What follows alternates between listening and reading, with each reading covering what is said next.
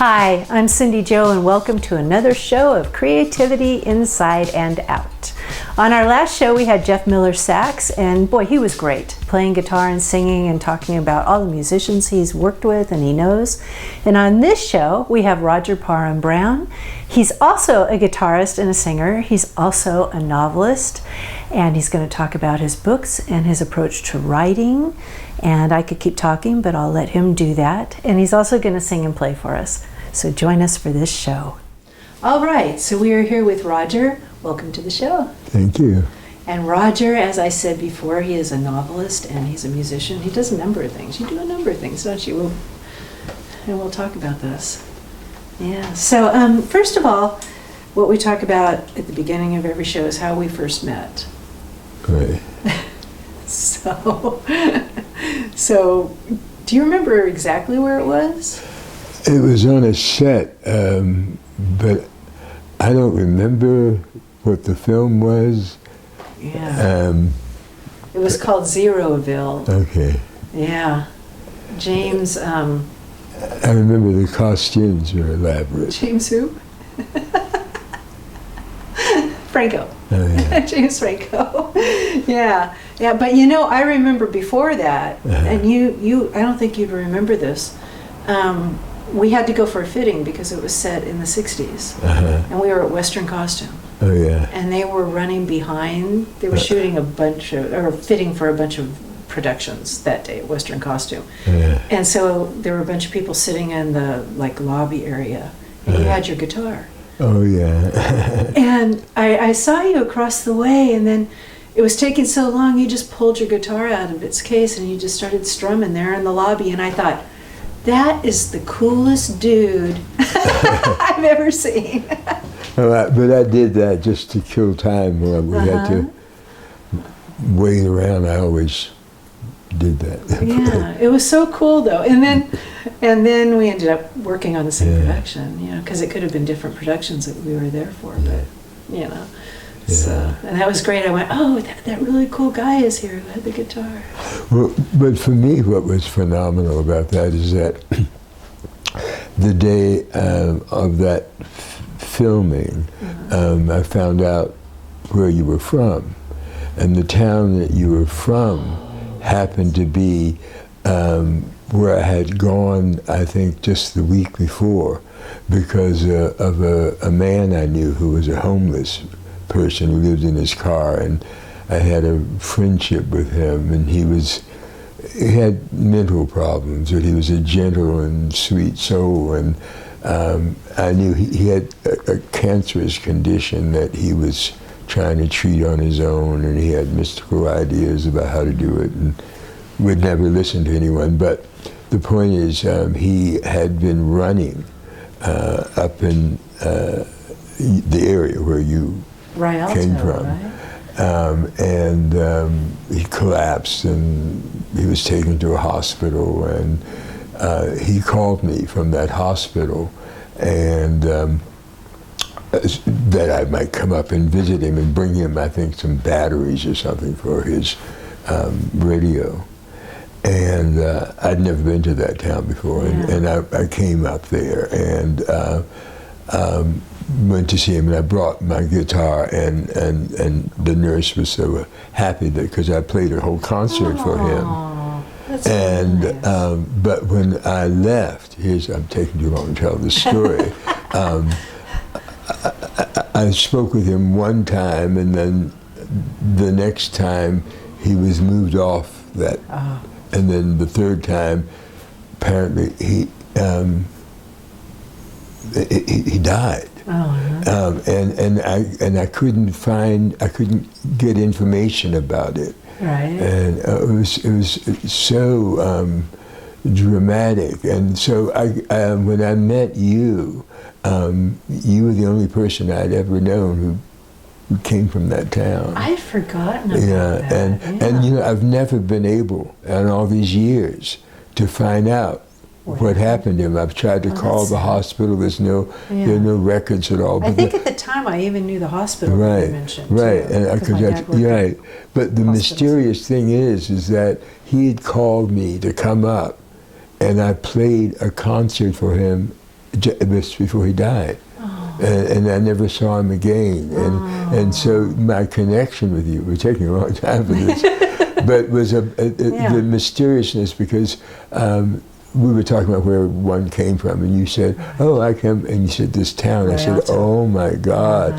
And then I went into telling you the story about how I played this song for him, and when I left, apparently he died, and I've never been able to. I remember that day. We had a lot of time to talk that day too. I remember while we were sitting there. So let's talk about where you were born briefly, where you were raised.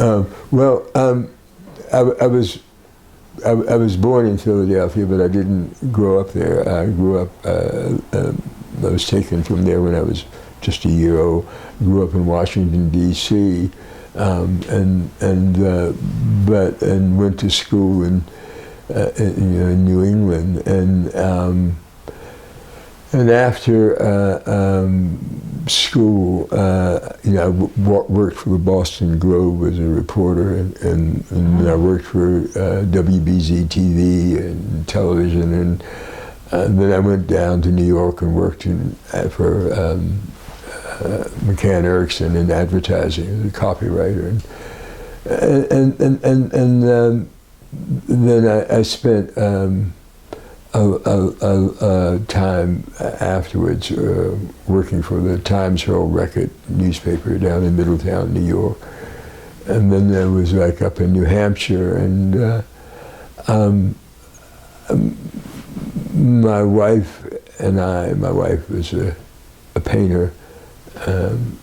We wanted to live someplace where we could just do our work, and so we chose Mexico, and we went to Oaxaca, Mexico. And what made you think of Mexico? Because you could have gone anywhere. Well, because we thought of lots of places, and looked at many different places where we could live, and for lots of reasons, we chose southern Mexico, Oaxaca, Mexico.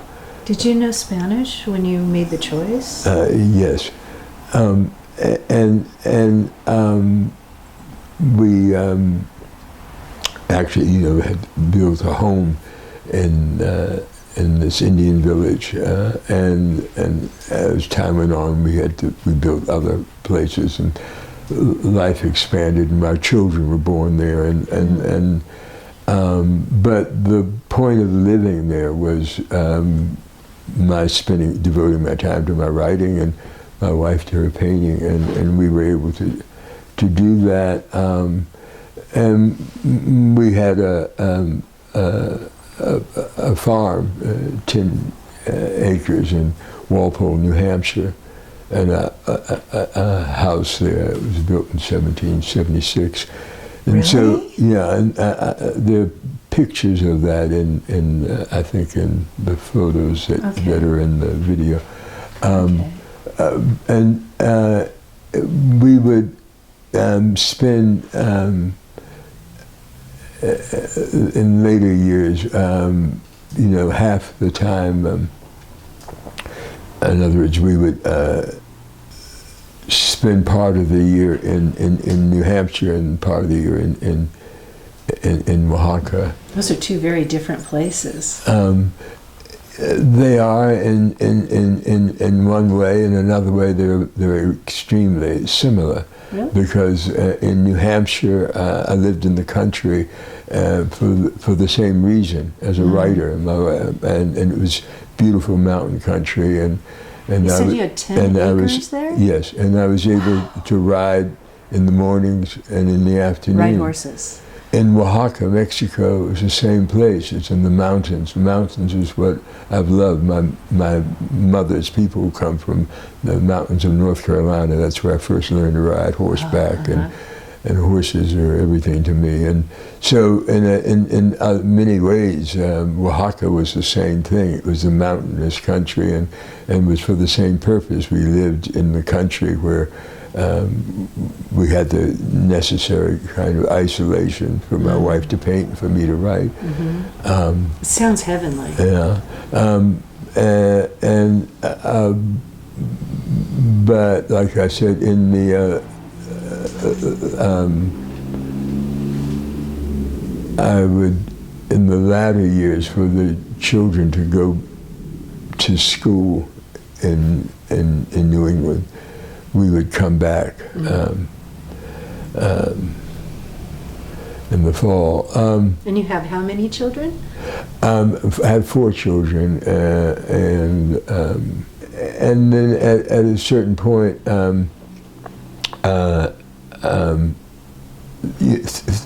through my children who were born in Mexico, we were able to buy property in their names, and so I had a business in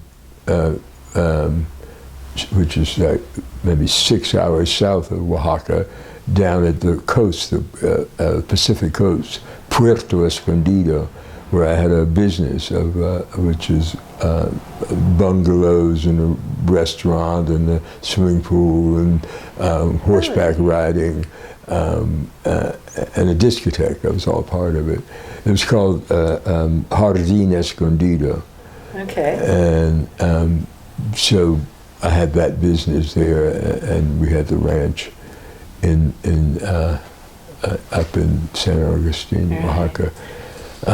Let's talk about your horses and your riding. Yeah. So you said that means everything to you. Yeah, I mean, it's like I fell in love with horses as a boy of about 7 or 8, I guess, in North Carolina, where my mother's family is from.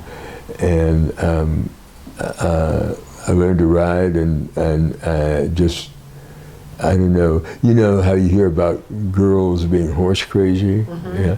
Well, I was like that. I was horse crazy at an early age, and I never left it. And then, of course, as the years growing up as an adolescent, I took a lot of riding classes and English riding, and then as an adult, I kept taking riding. And then in New England, I competed in jumping and really? et cetera. And so for but apart from competition, I just love riding. I mean, the way I think. My connection with a horse, it's a relationship, and it's mystical, it's beautiful, and I feel, experiences about riding, sometimes I would say to myself,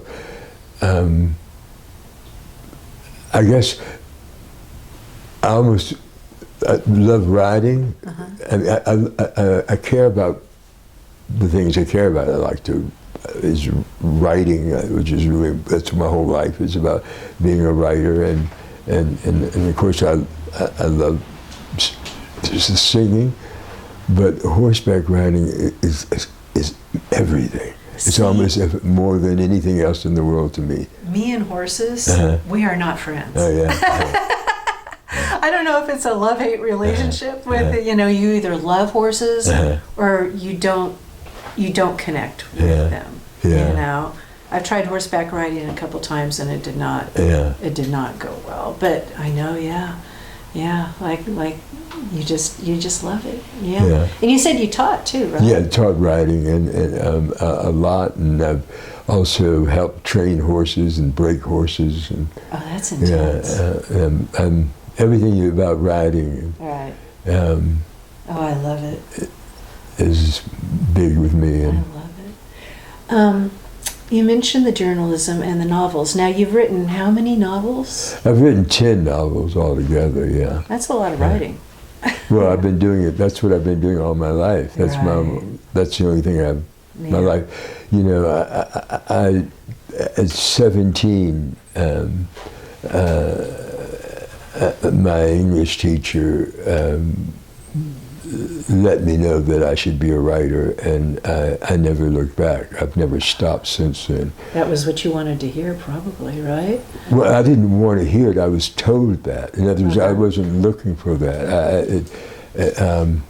it's sort of hard, long story, but no. And I wrote something in English class, and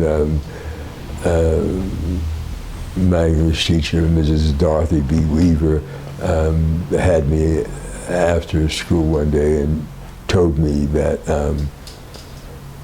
that I was to be a writer, and that she said, when you walk out of this class today, from this point on, you shouldn't look at the world the way you used to. When you get on the bus, when you get where you go, you look at the world as a writer from this point on. And she gave me a list. What a brilliant teacher. And she gave me a list of books that I should read. And she told me that from now on, when I came into the English class, I didn't have to sit in the class. I could go into her private back room and just work. And what she that's the reason why I'm a writer. Later in another English teacher, she was Japanese, named Miss Mickey. I wrote something in college, and she said the same thing, and so I had people that, I guess before that, as a boy, my father, my stepfather, always said that I was to be a writer, and that I should write books. And so at 10, I started my first novel. It was a novel about a boy named Leonard, but it was based off of my stepfather's story. But I remember writing that novel. I don't think it finished, but but at 10 years of age. But wow. but it was later, the only, like I said, in Mrs. Weaver's class, that prior to that, my whole intention was, because my parents had me start music when I was 9 years old, violin and piano, and they got the best violin instructor, teacher in Washington, D.C., Professor Louis Vaughan Jones of Howard University. And so I just had this obligation because that I was going to be a concert violinist or an Episcopal priest, because I was very involved with our church, and I was an altar boy, and I was extremely religious, and for my mother and for a whole bunch of reasons, I wanted to be a priest. Something happened in the 11th grade in terms of my discovering something about adultery on the reverend and priest in our church. That shook my faith and caused me not to want to continue to be a priest. But up until that time, I had been. So it was either I was going to be a concert violinist or a priest. But I wasn't disciplined. I didn't practice the way I should. And all the time, the teacher always said, "Oh, but he just doesn't practice. If you don't practice." Because your heart wasn't in that, right? But it wasn't that my heart wasn't in it. It's that growing up in adolescence, one is going through such a jungle of influences and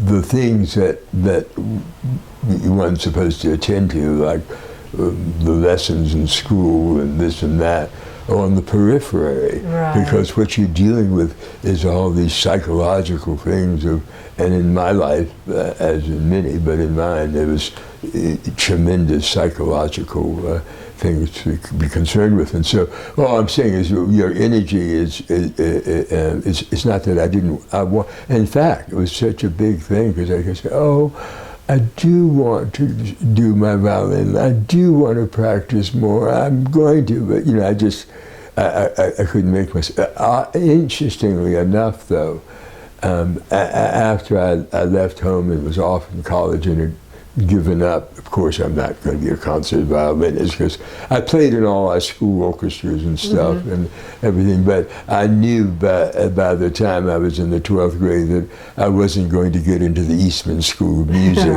or Juilliard because I just wasn't that competent because I hadn't practiced enough. So obviously that was gone.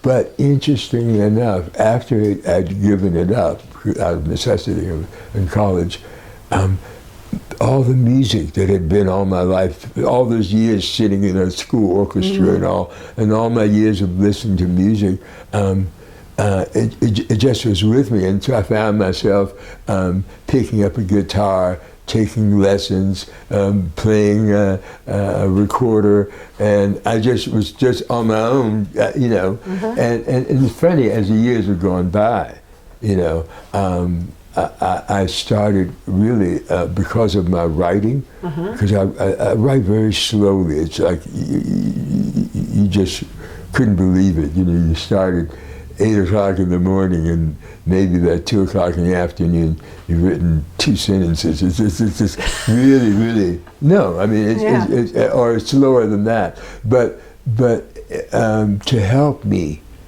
with this process, I started, this is I guess maybe 40, 50 years ago, because I took classical guitar, I would practice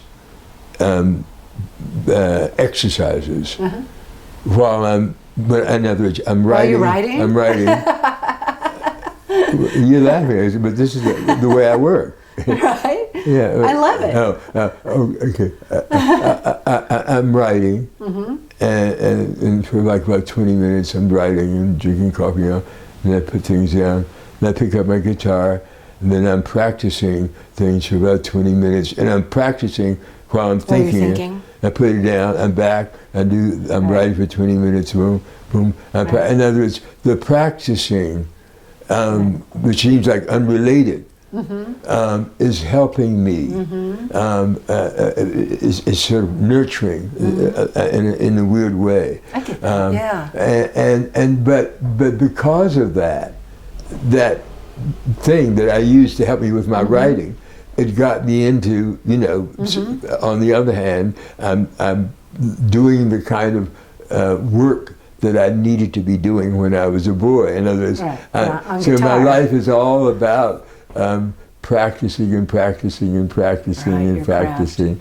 And it's the same way with the writing. It was the same way with the horseback riding. In other words, it's all about bringing yourself in the service of a practice. In fact, if I want to say one thing about my intentions when I began as a writer, because I had really important people really early in my life saying that I was the cat's pajamas, the bee's knees, the best thing since sliced bread, about people who really praised my creativity.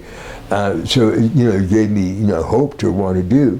But at the same time, from the very beginning and up to this very moment, it was never that I felt, oh, for sure, I can do something wonderful. It was always because of my love of literature, my love of fiction and drama. In fact, isn't that the way it should be? Well, I don't know, but let me talk about me.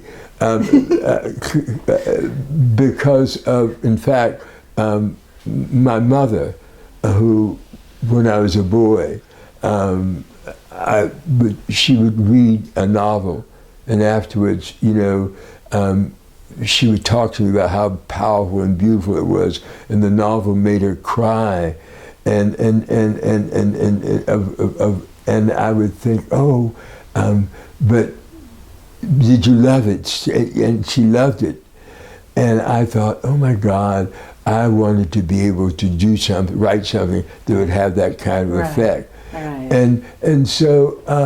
For the great literature I would read, whether it's G.H. Lawrence or William Faulkner or Tolstoy, all the writers that I loved, Dostoevsky, Catherine Ann Porter. I could just go on. All the writers that I love is that I come to it and go, oh my God, there, I would love to do something that dealt with that. So what I'm trying to say is, for each sentence, for each thing, I'm not writing with, oh, I know I can do it. It's like, oh God, help me, please, I'd like to. And so it was with the hope that I could just do something, not that I would, write something great, but that I could contribute something to do my part and my little way that's acceptable, that worked. And I was taught by other writers and teachers at a very early age that to be able to do that, you had to practice what you have.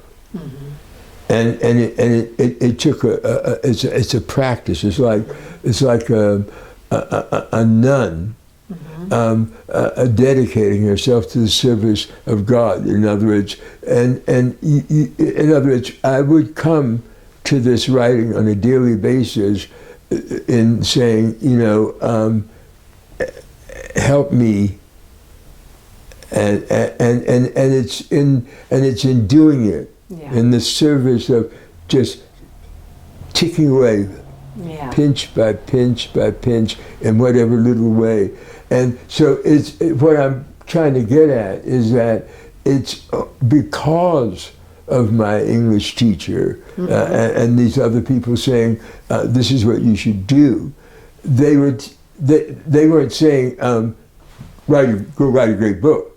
They're saying, because you have talent to write, you should now put yourself in the service of learning, dedicating yourself to the craft. Kind of honoring it, right? Yeah, honoring it, but moreover, dedicating yourself to learning the craft. So in other words, the writing process from the first short story to the first novel is, as with the novel that I'm writing right now, it's almost like a conversation with God to help me do what I've been learning about how to do with writing and fiction, because I've been working at this craft now for, I guess, 60 years. So my emphasis is on the fact that is like, when one begins a novel, or this person, I should say, because people do it differently. You don't necessarily know. I'm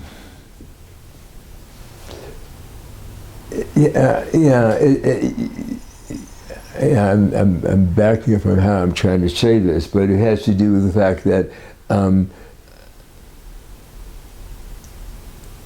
It's almost as if you're out, even though I have a plan, I have an outline, and I know I want this to happen and this to happen with these people, etc. Nevertheless, when you begin to launch off, it's like, a ship going out to sea, and you can't tell when you get to the shore. Right. And even though I'm working according to the plan, like this book here, it's a short book that you come up with. It took 17 years. I began a plan. Imagine 17 years ago, you write out an outline in your kitchen table, and you work with that same plan week after week, month after month, year after year. People are born, people are divorced, people die, people go to college, come back. Life is going on, right? But think about it. I'm saying, while all these things are happening in my life and other people's life, the world's changing, I'm still working on a plan that I began 17 years ago. Well, I was saying that even though I plan a novel, really specifically, about where I intend to go. Still, during the time that one's writing the novel, whether it's 6 months or 6 years, you don't know for sure how it's going to work out until you get to the end.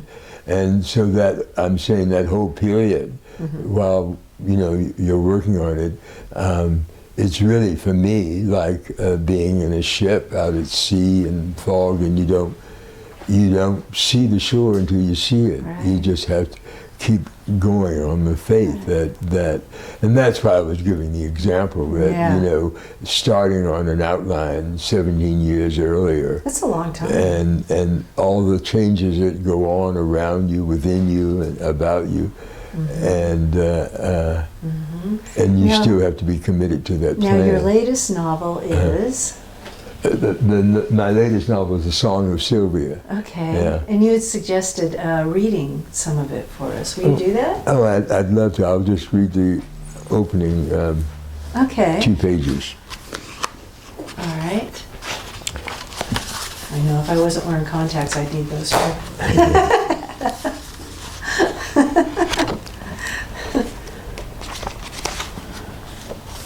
It's called The Song of Sylvia. Right. The title of this novel is The Song of Sylvia, and now this is chapter 1, the opening page. The electric garage door came swiftly down behind her as the sleek silver-gray Mercedes convertible rolled slowly down the driveway of this extravagantly elegant house in the Silver Lake neighborhood of Los Angeles, where the early morning air at 20 minutes before 6 on September the 5th was a sweet elixir for Sylvia Abigail Bancroft Leventhal. This was the enchanting hour of her familiar morning ritual back in New Hampshire, where she would leave her house and walk the 1/4 mile down the path to the stable where she'd tack up Malinche for her morning ride. As Sylvia turns right out of her driveway of this last house at the top of the hill and starts down the steep incline past a string of beautiful houses, the dawn was just breaking, and across the valley stretched out before her a dazzling array of pastel-colored Spanish-style houses with red-tiled rooftops glistening in the morning light. It amazed Sylvia how within her body the beauty of this view of this land, this place she'd never been. She and Julian had moved out here from New Hampshire only 7 months ago, had a comforting familiarity like music that sang through her bones that her body remembered. On this morning of her husband's birthday, she felt the giddy happiness of love, as if she and Julian were falling in love for the first time. With a pleasant warmth between her legs, laughing at herself as she often did, she felt his profound presence deep within her still, even deeper still within, as if she and Julian had actually made physical love so complete and all-consuming had been their union. It was the rebirth of their love, the renaissance of their love she acknowledged with humble and happy gratitude to God, knowing full well how fortunate they now were, because it could so easily not have turned out this way. When Sylvia turned on the radio, there was an almost unreal, shocking delight as she immediately heard Julian's most loved piece of music, Bach's unaccompanied cello. Tears of laughter filled her eyes. It was like a magical surprise, the perfect music score to accompany her early morning venture to Lila and Peter Chadwick's ranch in Malibu, where Lila and Peter had a birthday present for Julian. Her heart smiled as she saw Julian's beautiful, sleeping face caught in the moonlight of their bedroom as she, slipping out of bed, kissed him, and he had kissed her back without seeming to awake. That's beautiful. That's beautiful. Thank you. So it's a novel about a marriage, and it's about the families of these two people in the marriage, the history of their families, and it's ultimately about her response to her husband's sudden death. Okay. And so he's passed away. Not at this point, but okay. that takes place in the midst of this novel. Gotcha. Gotcha. Are all your novels about relationships? Yes. Yeah, all my novels are about relationships. They're all about marriages and complex relationships and the families from which they come. Right. But my novels are about they're about characters. They're character driven, and I have characters in complex situations that sort of deal with the questions that concern me about God, about death, about love, and about the difficulty of being human. Oh, right, yeah. And that's what I write about. It's interesting, as a journalist, you wrote nonfiction, facts, right. But you can switch gears and write fiction so beautifully. You know, I don't think a lot of people would be capable of doing that. I think you can either, I don't know, I would imagine that most people can do one or the other well. Well, I think they're all types. I mean, there are lots of journalists who just have no relation to fiction at all, but there's so many journalists who are incredible fiction writers. So it just depends on the person. But actually, no, I think actually to the contrary. I think it's more likely that people who write profoundly and intensely about human situations, even if they're writing about nonfiction, they have to do it with the eyes and heart of compassion, and that's what's involved in literary writing. So, there's so many great journalists who are great writers too, but you know, for a lot of people, they're different areas. Right. Yeah. And you also, through your journalism, stepping back a little bit, through your journalism, you did a lot of traveling to other countries. Right. Well, I went after the peace treaty in El Salvador. I went with an organization called CISPAS, which was supporting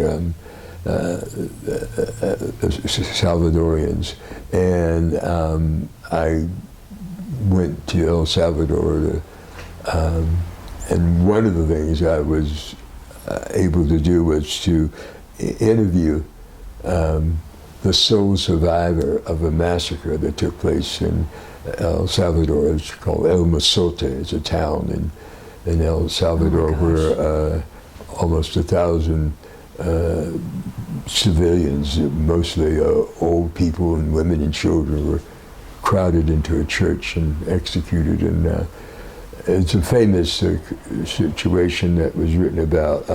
But in my trip there, I was able to go to this village where she lived and get the interview from her. But that whole experience in El Salvador affected me. I would imagine profoundly. Yeah. You also lived you went to Romania.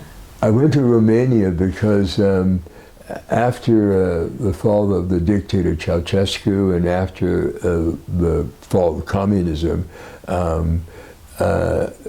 something kind of strange took place in Europe, in particular in Eastern Europe, Romania in particular, and that there was this great outbreak of violence against the Roma people, burning of their villages and just horrible things was happening to them. But from a history from the past that communism had put a hold on. Communism had sort of protected and saved the Roma, which people know of as gypsies. But after communism fell, these old hatreds came back up. And what I was reading in the New York Times of what was going on with the Roma people was so much like what was going on in the United States in the 30s with Jim Crow, and the way the Romanian people thought and talked about the Roma was exactly the same way as had been talked about Americans here. So I wanted to go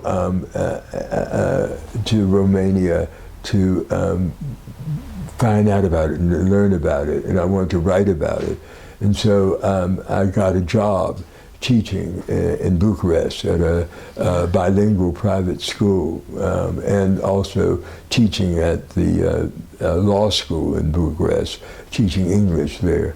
In the private school, the prep school, bilingual prep school, I taught English, I taught European history, I taught Spanish, I taught creative writing, but I had access to oodles of students who invited me into their homes, and also the people in the law school. And so that was my purpose of being there. And in the 5 years that I was there, so much happened. I got to, because I spent time in the homes of so many people, and without going into all what was going on in Eastern Europe and Romania at the time, I got a lot of it. And I worked with the Roma Association. It was sort of like a sort of equivalent to the NAACP for Roma people, and they sent me on conventions to Prague and to Spain, and we wrote political papers and a lot of things I was involved with. But the biggest thing for me was those 5 years was to write about Romania and about their relations with the Roma, and about religion and God, all kinds of things.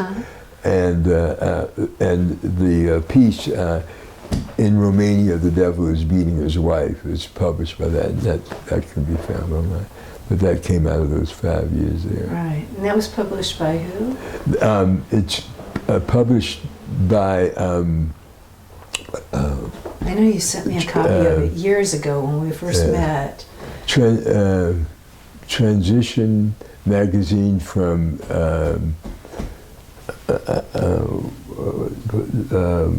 That's not that important, but I was just wondering. What's the name of the foundation and college, and it's all that stuff is about. Right. Right, it's on the website. Right, exactly. Let's transition and a little bit. you can find it online, just look it up. Okay. But in Romania, "The Devil is Beating His Wife." Okay. And but under my name, and it's easily available. Great, cool. Let's transition a little bit. Okay. Music. Let's go back to what we touched on before with your guitar. Yeah. And your singing. Yeah. And are you doing more of that now than ever before? More performing and recording? Well, in the last 10 years here, I've been doing that, and I perform at the farmers market in Echo Park And that's in California. In Los Angeles. Every Friday in Echo Park on Fridays from 3 to 6. You and your guitar, right? Well, yeah, the guitar is just to accompany me. It's mainly my singing. I'm not that much of a guitarist. I just do basic to accompany myself. And then there's an Asian restaurant called Pine and Crane on Sunset. And Sunset Boulevard. Yeah, Sunset Boulevard in Los Angeles, and I'm there from 6 to 8 in the evenings. Love to come out every sometime night when you're except there. Tuesday, when they're closed. Right. And on Saturdays, I'm at the Silver Lake Farmers Market from 12 to 2. You're busy. And on Sundays, I'm at the Atwater Farmers Market. Oh my gosh. So from 10 to 2. Right, right. And you've recorded and you've done some videos or... And I have lots of recordings. We have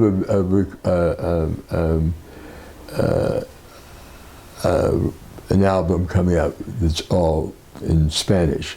And when's that coming out? Well, it should have been out months ago, but we had to do things about licensing and stuff. But probably, hopefully, next month. So that'll be March of 2024. Yeah. Let's show a couple of those videos. Okay. The first one, first of all, I wanted to ask you, how do you pick the songs? What kind of songs do you do and how do you pick them? Okay. It's basically, I do the same songs. I have a repertoire of about 32 songs, and I only sing traditional folk songs, and most of them are anonymous. So I try to distinguish people.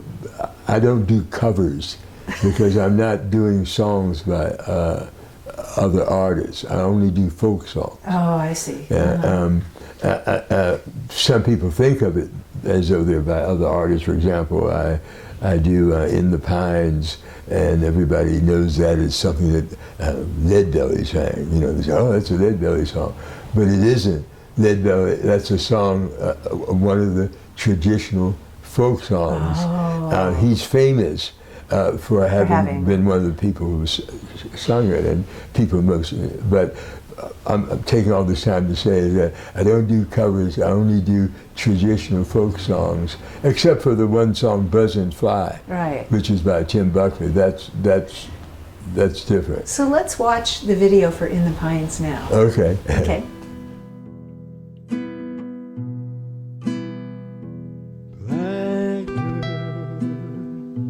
Black girl, where'd you sleep last night? Not even your mother knows.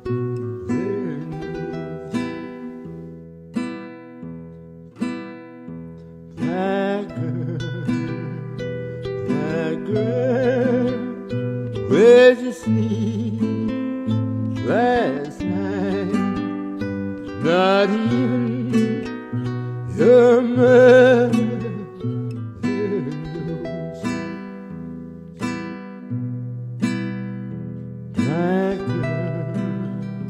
Black girl, don't lie to me.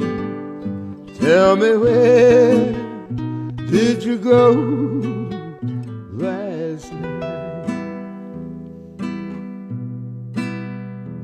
I went to the pine, to my man in the mine, who works where the chilly winds blow.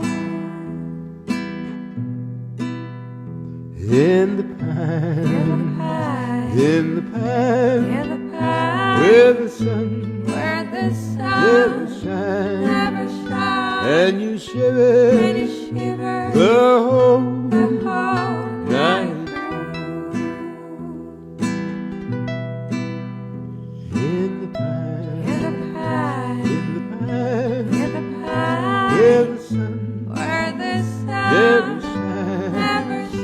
and you shiver the whole night through.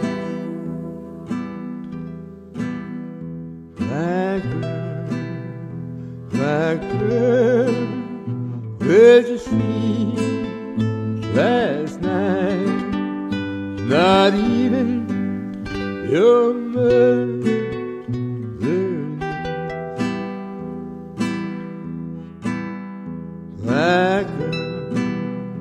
Black girl, where'd you sleep last night? Not even your mother knows.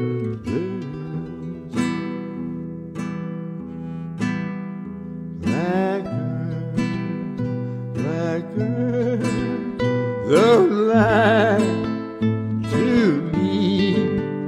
Tell me, where did you go last night? I went to the pine, to my man, in the mine, who works where the chill winds blow. In the pine, in the sun, Where the sun never shines, and you shiver and you shiver the the whole night through. in In the pine, in the pine, in the pine, in the sun, where the sun never and shines, you and shiver you shiver the the whole night So that was beautiful. What a pretty song. Oh, thank you, thank Yeah. you.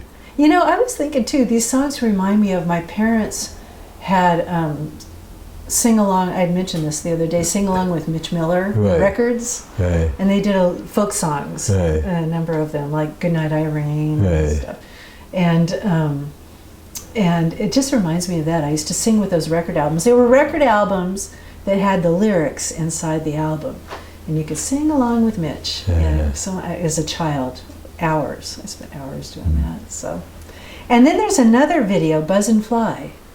Yeah, well, that's a song that's by Tim Buckley, very famous artist who died early, and a director of a film called Young Hearts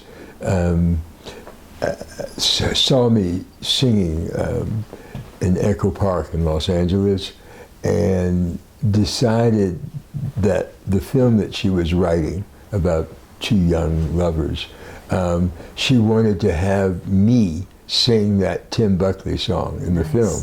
And she wrote the script with that in mind. And a year later, after it was done, she contacted me and asked me if I would be interested in doing it.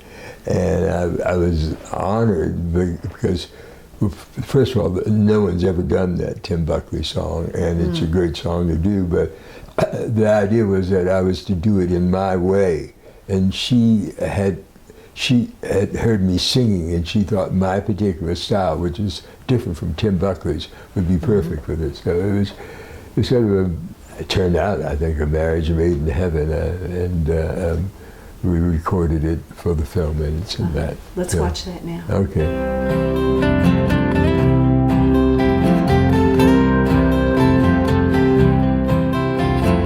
Just like a buzzing fly coming to your life, I float away like honey in the sun.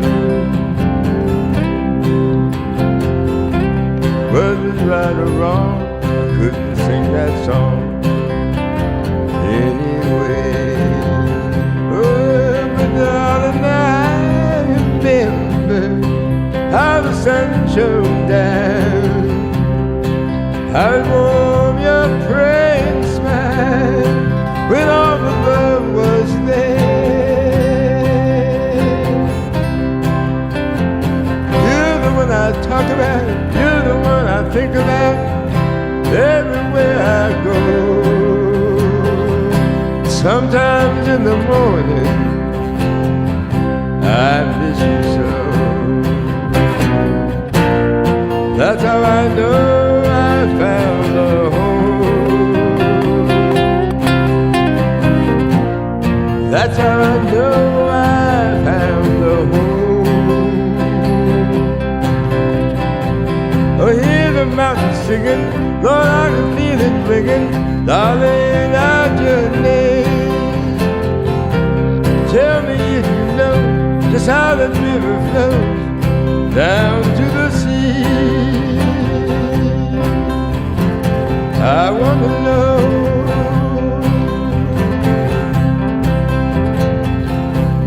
I want to know. I want to know everything about you. What makes you smile? What makes you wild? What makes you love me this way? Darling, I want to know. Darling, I want to know. You're the one I talk about. You're the one I think about everywhere I go. But sometimes, honey, in the morning I miss you so.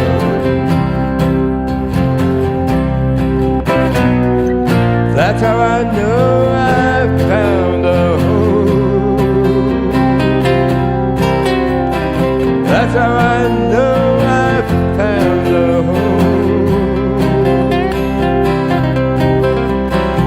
Oh, walking hand in hand all along the sand, a seabed knew your name. He knew your love was growing. Lord, I think he knows it's flowing through you and me. Oh, tell me, darling,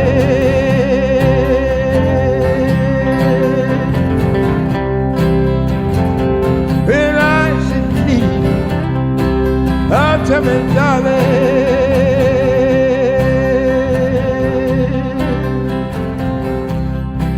I don't want to grieve you. Just like a butterfly coming to your life, I float away like honey in the sun.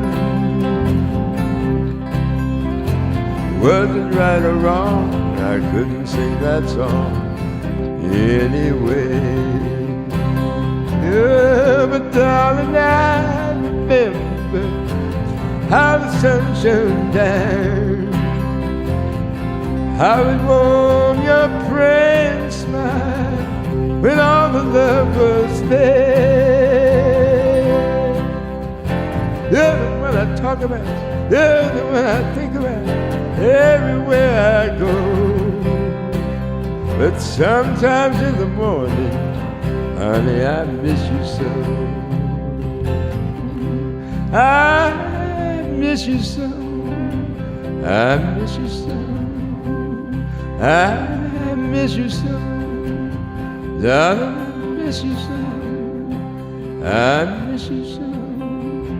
I miss you so. Darling, I miss you. I miss you so. I miss you so. Darling, I miss you. I miss you so. I miss you so. Darling, I miss you. I miss you so. Darling, I miss you so. I miss you so. I miss you so. Darling, I miss you so.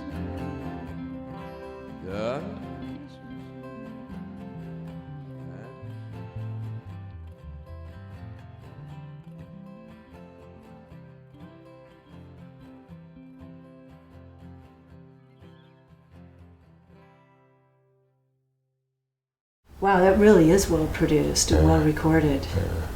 Thank you. Yeah, it's really, really well done. You know, I wanted to ask you,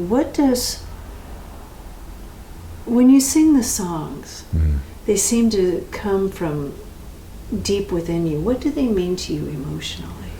Well, I would say all the songs that I have chosen, in my view, are songs that deal with the human condition. And Just like you're writing, right? right, and in that sense, I think that my songs really are an expression of my view as a writer. Oh, okay. And so I think, when people say that they feel an emotion in my singing, because that's what it's all about. What I do with folk songs, as any folk singer, I interpret. It's all about interpretation, and so in the way that I interpret the songs, it's actually it's a spiritual voice about the human condition.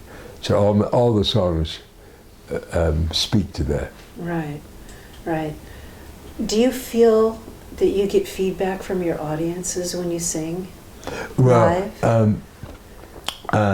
it's how do I put it? It's yeah, definitely while I'm singing, but it's moreover. It's almost embarrassing to say, but the reason why I sing, it sounds egotistical, but it's true. It's because of what people say to me all the time. People see me in the streets all the time, wherever, and comment on what my music does for them. So I'm honored. People, yeah. I saw a video that you've posted of you singing somewhere outdoors, and you were setting up, and there were children Oh yeah. coming around you. Yeah. And they just looked like they were so intrigued with what you Yeah. were doing, and I thought, wow, do you feel that you're influencing? Yeah, a lot of, for example, I play, as I said, at these 3 different farmers markets here in Los Angeles every week. And so what it means is I have an audience that comes in many ways, repeating audience every nice. week for years. So people come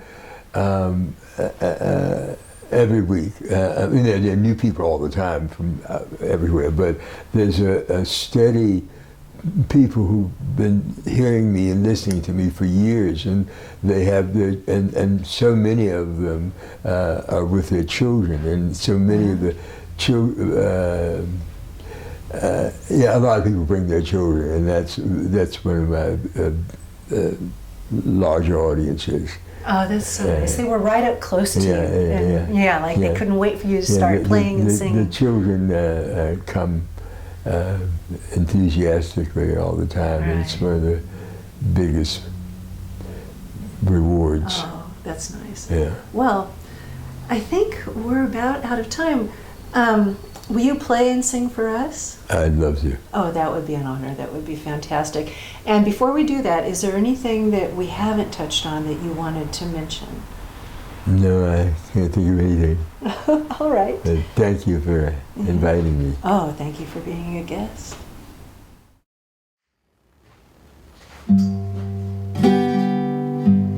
I asked my love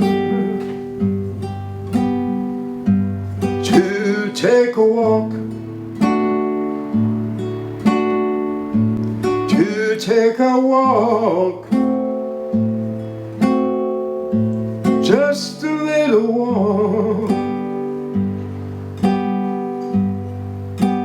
down beside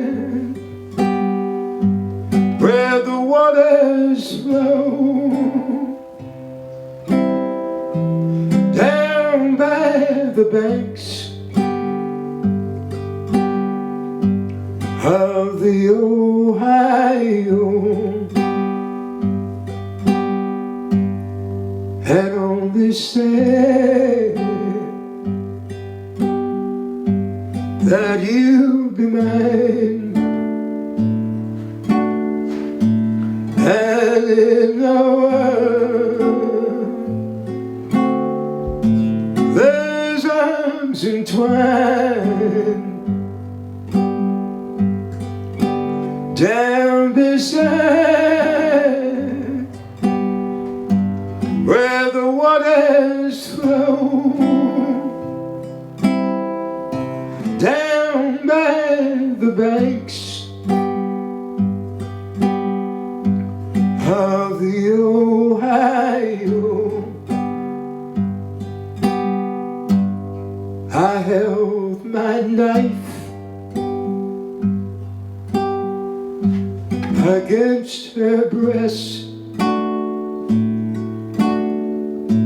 as she into my arms depressed. She cried, "Oh Willie, don't matter me. I'm unprepared for eternity." Then only say that you'll be mine. And in our world, there's arms entwined down beside where the waters flow, down by the banks of the Ohio. I started home between 12 and 1. I cried, "Dear God, what have I done? Killed the only woman I loved because she would not be my bride, and only said that you be mine." And in our world, there's arms entwined down beside where the waters flow, down by the banks of the Ohio.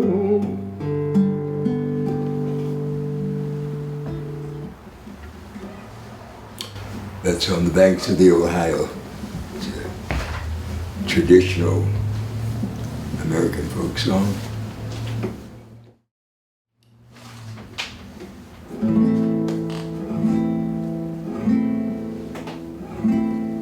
Salías un templo un día, llorona, cuando pasa yo te vi. Salías un templo un día, llorona, cuando pasa yo te vi. Hermosa huipil llevaba llorona, que la Virgen te creí. Hermosa huipil llevaba llorona, que la Virgen te creí. mi Yorona d'un campo lirio. Ai mi Yorona d'un campo lirio. El que no sabe de amores, Llorona, no sabe lo que es martirio. El que no sabe de amores, Llorona, no sabe lo que es martirio. No sé qué tienen las flores, Llorona, las flores de un campo santo. No sé qué tienen las flores, Llorona, las flores de un campo santo. Que cuando las mueve el viento, Llorona, parece que está llorando. Que cuando las mueve el viento, Llorona, parece que está llorando. Ay de mi Llorona, Llorona, llévame a Río. Ay de mi Llorona, Llorona, llévame a Río. Tápame con tu rebosa, Llorona, porque me muero de frío. Tápame con tu rebosa, Llorona, porque me muero de frío.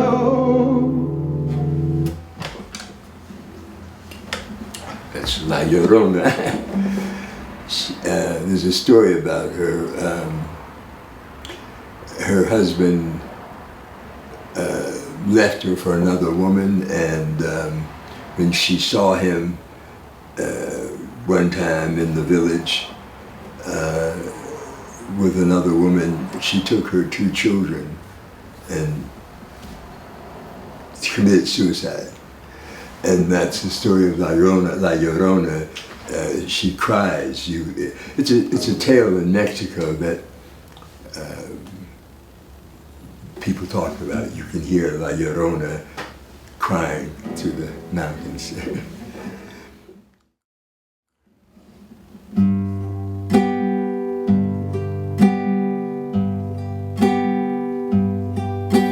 Ten years ago, on a cold, dark night, someone was killed beneath the town's hallway.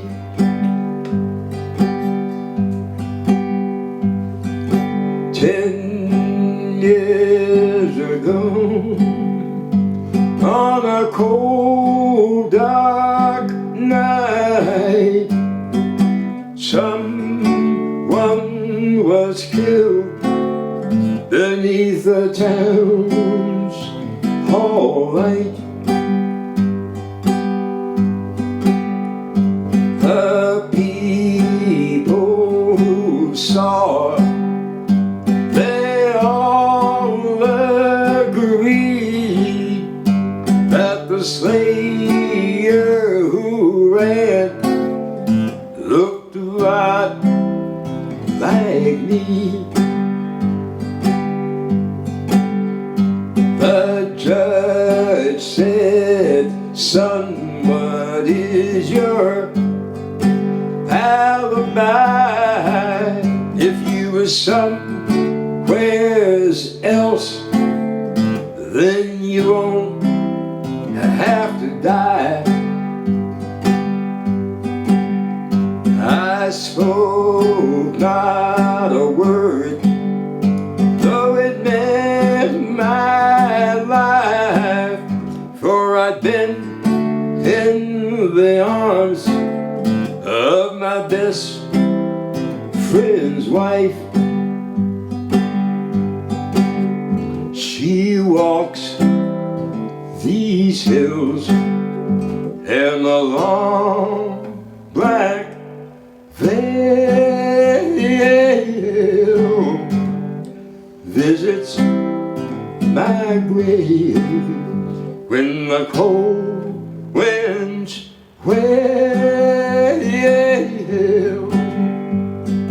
Nobody knows, nobody sees, nobody knows but me. The scaffold is high, eternity's near. She stands in the crowd, but sheds not a tear. But some dark nights, when the cold winds moan in a long black veil, she cries o'er my bones. She walks these hills in a long black veil, visits my grave when the cold winds wail. Nobody knows, nobody sees, nobody knows but me.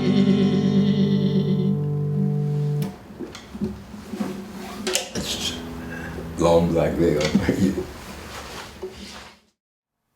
All right. I would like to say thank you to Roger for being here today. Thank you for having me. It's been a delight. Oh, thank you. And gosh, your singing is gorgeous. Your insightfulness with being a writer Oh, thank you. is wonderful. And I'd also like to say thank you to Aaron Buck for welcoming us into his home here in Anaheim. He's part of our team, and he said, "Hey, come shoot at my house," and we're very thankful for that. And your website is rogerparham-brown.com. Can you spell it out?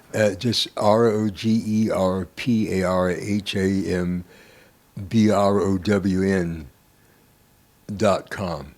Great. RogerParham-Brown.com. And people can find your videos and your music on there, your bio, all that kind of thing. There are videos and a bio and CDs for sale. Right.